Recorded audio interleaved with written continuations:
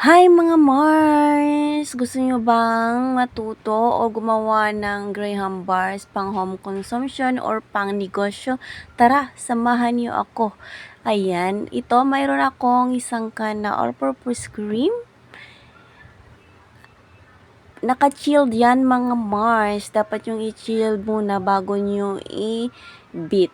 Ayan. Plus, mayroon tayong isang pack na all-purpose cream. Naka-chilled din yan mga Mars. Dapat naka-chilled para mag-double size yung all-purpose cream natin. At i-whip lang natin yan gamit yung stand mixer, or kung wala kayong stand mixer, pwede naman natin gamitin yung hand mixer.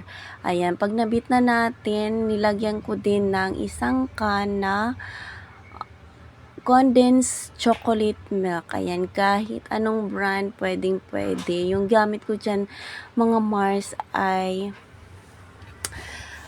yung Jersey na chocolate flavor. Plus, i-beat lang natin yan pag nalagyan na natin yung condensed milk. Ayan, nag-add din ako yan guys ng flavoring chocolate ng Bakersfield. Ayan.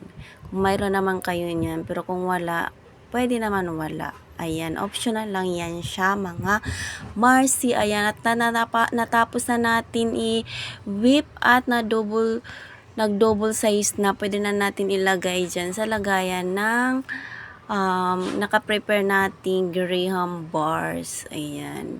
Dalawang maliliit na graham na size dahil yan lang yung available ko. At pagkatapos, lagyan na natin din ng graham bars sa taas. Ayan. Chocolate graham bars yung nilagay ko dyan mga Mars kasi walang available na classic graham bars sa store ng Robinson. At pagkatapos na natin ilagay yung topping na graham bars, i-chilled or freezer natin yan mga beshi. So habang hinihintay ko mga Mars yung ating graham bars na tumigas sa freezer, ayan, dito samahan mo ako kung paano tayo gumawa ng pambalot ng graham bars gamit yung aluminum foil. So ayan, yung size lang yan mga Mars ay isang dangkal ng palm natin. Ayan, pag small size na graham bars, ayan, itutupi lang natin ng tatlo. Ayan, tatlo yung magagawa dyan pang small size ng graham bars sa isang dangkal ng aluminum foil. Pag ano naman mga Mars, yung size ng medium ay, ayan, ifo-fold lang natin ng dalawa para dalawa yung magamit natin. Pero pag large naman mga Mars ay isa lang yung magagamit natin. Ganyan lang mga Mars kung paano natin i-resize yung mga pambalot ng mga aluminum foil. So, okay. Ayan, tapos na.